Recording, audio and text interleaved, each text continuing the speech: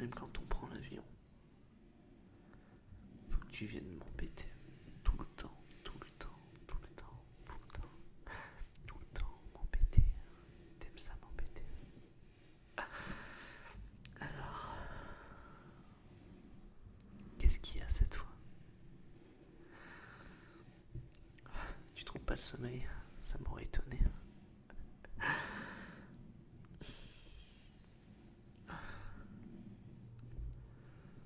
Ah ouais, d'accord, ça t'a pris comme ça.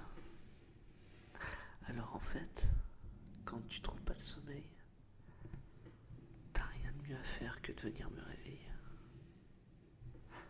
C'est pas la première fois. Et j'ai l'impression que ce sera pas la dernière non plus. Mais écoute, qu'est-ce que tu veux alors? Et quelle heure d'ailleurs? Tu sais très bien qu'à cette heure-là, c'est là que je dors le mieux. Tu t'en fiches. Mais si, tu t'en fiches. Seul ton plaisir compte, comme d'habitude. Alors dis-moi tout. Que puis-je faire pour vous faire plaisir, genre de dame? Tu voudrais que je te raconte une histoire, d'accord? Tu me rappelles ton âge déjà? 23 ans, d'accord. Pourquoi je te la rappelle? Oh, pour rien. C'est tout à fait normal de réveiller une personne à 4 heures du matin, en plein vol, pour lui réclamer une histoire. C'est très commun. Mais bon, qu'est-ce que je pourrais te refuser de toute façon? Hein? Rien du tout. Je peux rien te refuser. Rien du tout. Absolument rien du tout. Alors, tu voudrais que je te raconte une histoire plutôt connue? Ou que je laisse place à ma créativité?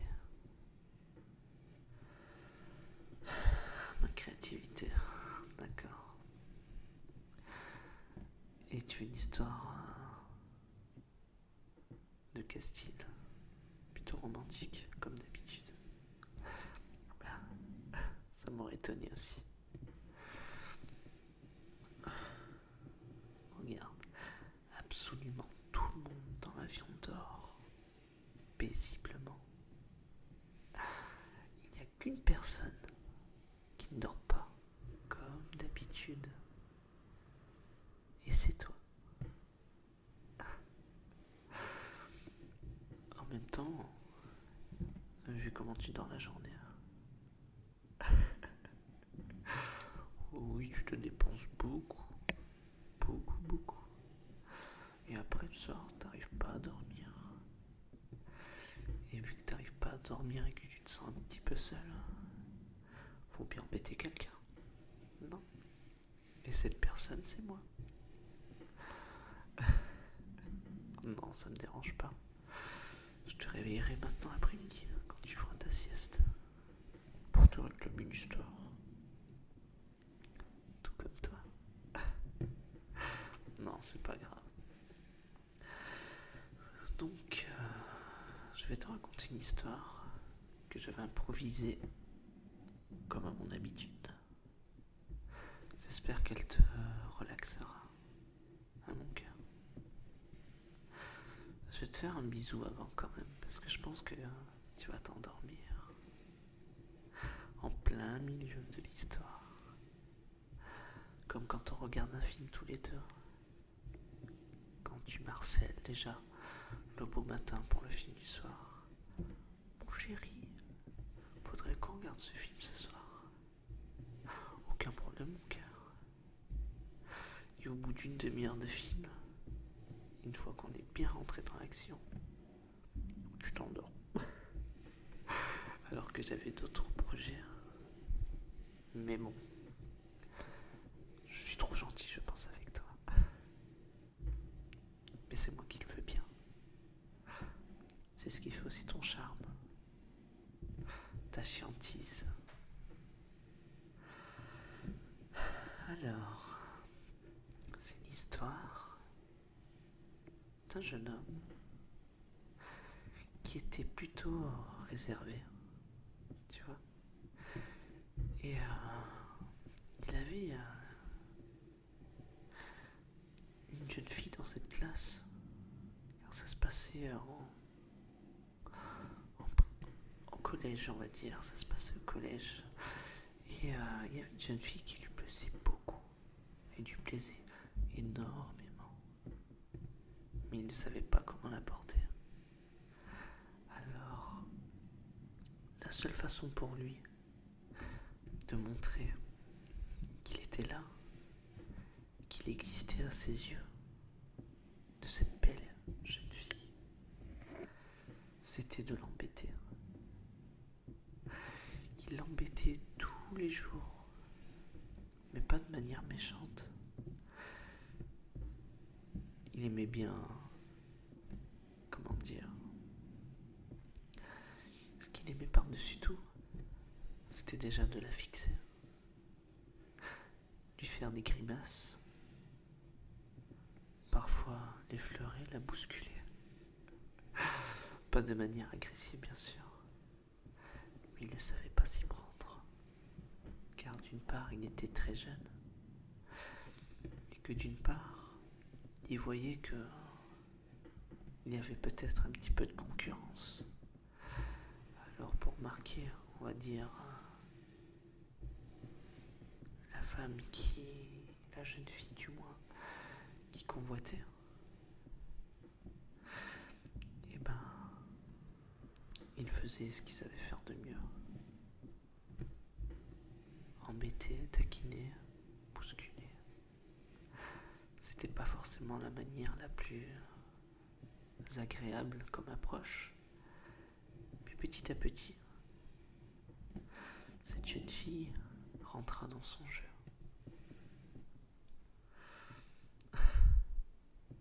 Et à son tour, elle le bouscula. Elle le regarda, le fixa.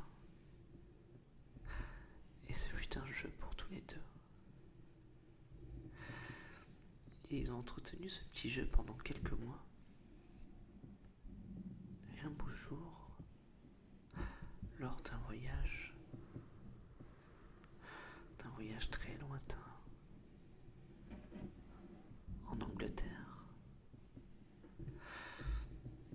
il y avait un tunnel à prendre avec un train. Le tunnel sous la Manche, tu vois. Et ils avaient pris l'habitude de traîner un petit peu plus ensemble, tout en se taquinant. Et ce petit garçon avait sur lui, tu vois, toujours des goûters, des bonbons, des boissons. Et pas mal de personnes, tu vois, venaient le voir, souvent quand ils avaient besoin de boire ou de manger. C'était un petit peu... les gens profitaient un petit peu de sa gentillesse. Mais alors qu'il faisait nuit sombre dans le train, cette jeune fille, dont il était éperdument amoureux, à vrai dire, lui a réclamé, car il faisait très noir et que le bar était fermé. Aucun moyen de se procurer une boisson fraîche. Et que tout comme toi, tu vois, elle n'arrivait pas à trouver le sommeil. Alors, elle se leva, alors que tout était éteint, et elle alla le voir, lui réclamant, si possible, une petite boisson. Forcément, le gamin, qui était amoureux, ne put rien lui refuser. Un petit peu comme toi d'ailleurs. il avait dans son sac une petite bouteille d'orangina. Mais ce qu'elle ne savait pas, c'est que dans la journée, le petit gamin, je vais l'appeler le petit gamin ou le petit enfant, ou le jeune homme, tant qu'à faire, le jeune homme, avait comme à son habitude embêté la jeune femme. Et forcément, ça chahutait, ça courait, ça rigolait. Il y avait pas mal de balades, tu vois, avant d'arriver dans ce fameux train. Et forcément, la bouteille a été secouée toute la journée. Alors le jeune homme, je veux dire, excuse-moi, lui fait part de cette bouteille en question d'orangina. Et voilà, après un remerciement de la jeune femme, la bouteille lui explosa dans les mains. Et il y en a eu partout. Il était couvert d'orangina. Et ce qui était plutôt rigolo, c'est que ce jeune garçon était un des rares, car ça se passait quand même dans le début des années 2000, était un des rares à avoir un téléphone portable.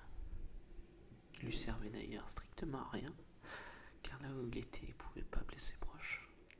Mais je pense que c'était simplement par frime, pour frimer devant sa copine. On peut dire que c'était une copine d'enfance. Et donc il a pris pour frimer. Et forcément, bon, la petite était couverte d'orangina. Tu vois. Et ce jeune homme ne savait plus trop quoi faire. Il était un petit peu gêné par la situation. Alors, forcément, vu qu'il faisait nuit noire, il n'y avait aucun moyen de se repérer pour pouvoir aller jusqu'aux toilettes. Car forcément, elle avait envie de se débarbouiller un petit peu le visage et le reste quoi, parce qu'elle était complètement trempée. Et le garçon proposa à cette jeune fille de l'accompagner avec son portable pour l'éclairer, tu vois. L'éclairer, donc il trouva un chemin parmi les gens qui dormaient dans le train. Il trouva son chemin jusqu'aux toilettes en question. Et là, tu vois, il lui tendit une serviette pour qu'elle puisse se débarbouiller un petit peu. Ce qui était plutôt mignon d'ailleurs. Il l'a vu dans son regard des étoiles, plein d'étoiles. Et il y a eu comme un grand frisson. Il a senti que quelque chose se passait. Il a senti que l'amour était omniprésent dans la pièce. Et depuis ce jour-là, depuis ce regard-là, ils ne se sont plus jamais quittés. Ça te rappelle quelque chose? Et oui, c'était notre première rencontre. Et je sais très bien que tu t'en souviens comme au premier jour. Car j'ai encore vu tes yeux briller, comme la première fois. Et c'est vrai que c'était pas facile pour moi. Car t'étais une fille plutôt intimidante. T'étais tellement en avance sur ton âge. Tu me semblais tellement au-dessus du lot que j'ai eu beaucoup de mal à t'aborder. Et je bénis encore cette bouteille d'orangina qui a fait de toi et de moi le couple qu'on est aujourd'hui. J'aurais dû la garder d'ailleurs. La mettre sous vitrine regarde, t'avais les yeux qui brillaient. Et les miens aussi, dans un train. Et une dizaine d'années plus tard, ils brillent toujours autant, mais dans un avion. Et c'est ça qui est trop fort. C'est qu'autant s'est taquiné quand on était plus jeune, qu'au final ça entretient quelque chose, ça entretient une petite flamme, je pense. Car on n'est pas rentré dans une routine. J'ai l'impression, tu vois, que les années sont passées, mais rien n'a changé. Juste l'âge. Pas plus. Et l'amour que je porte pour toi ne changera pas non plus. Seules les années passent. Mais l'amour que j'ai pour toi, lui, ne changera jamais. Pourquoi j'avais ce téléphone? Comme je t'ai dit, pour frimer, car il me servait absolument à rien. C'est mon père qui me l'avait passé.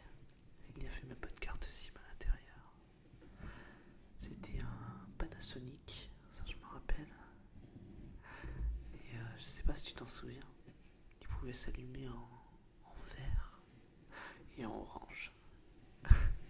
C'était un petit peu ça, sa force. Voilà, j'avais pas d'histoire à raconter, du moins improvisée, donc du coup j'ai raconté notre histoire. Une très belle histoire, je trouve. Avec, j'ai pas envie de dire avec une fin parce que rien n'est fini encore. Et c'est loin d'être terminé. Mais c'est très prometteur. On va dire ça comme ça. Et ça fait plaisir de repenser à ça. Extrêmement plaisir. C'est un des plus beaux souvenirs de ma vie. Voire peut-être le plus beau pour l'instant. Pour la demande en mariage, on verra plus tard. Si tu veux bien. Je sais que pour toi ça compte beaucoup. Après, comme je te dis, il n'y a pas besoin de mariage pour s'aimer, réellement. Mais si ça peut faire, pour toi, et comme pour moi d'ailleurs, le plus beau jour de notre vie, pour officialiser tout ça, je trouve que c'est pas cher payé pour montrer mon véritable amour pour toi.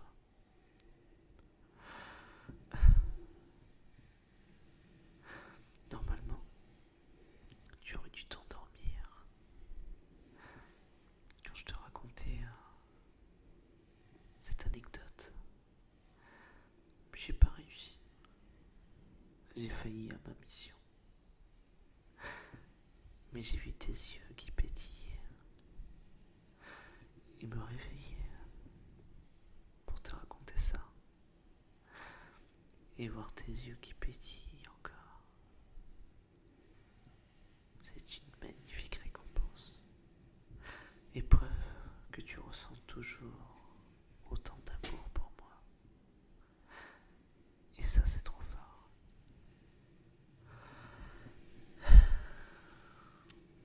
Tu t'en rappelles aussi. Qu'est-ce que t'avais l'air bête avec ta bouteille d'orangine. C'était trop mignon. Et moi avec mon téléphone, j'essayais de t'éclairer en passant au milieu, tu vois, des gens qui dormaient, parce que faut voir comment ils étaient. Hein. Il y avait des jambes qui traînaient, des gens par terre. On aurait dit une invasion de zombies. Et il y avait nous qui essayaient de se frayer un chemin parmi tous ces monstres. Ces profiteurs de bonbons, de gâteaux.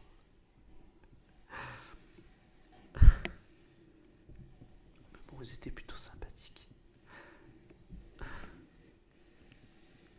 Ça m'a fait vraiment plaisir de me remémorer tout ça. À tes côtés. temps en temps, je trouve que d'en parler, ça fait du bien, tu vois. Ça nous rappelle d'où c'est venu cette... je dirais pas cette amitié, car on est plus que ça. Puis d'où est venue cette flamme, tu vois, qui brûle en nous. Cet amour si fort. Et ce venu de là. D'un gamin qui n'était pas très sûr de lui. Qui était très attiré par cette jeune femme qui est ici présente à côté de moi. Et qui aujourd'hui fait partie de ma vie. Pour le meilleur et pour le meilleur. Oh, tu vas pleurer, mon petit cœur. Allez, je te fais un gros bisou, hein, pour te réconforter. Un deuxième? T'en veux combien, allez? Comme ça, on n'y revient plus. Je t'en ai fait un, on est d'accord? Et t'en veux encore deux? Je vais essayer de faire mon maximum. Tu es prête? Ferme les yeux.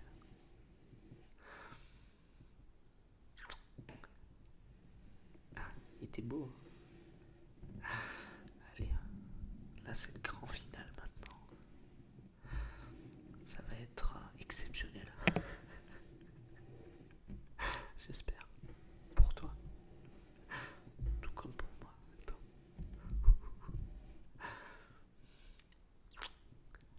Waouh. C'était intense, langoureux, sensuel. En même temps avec une belle petite bouche comme toi.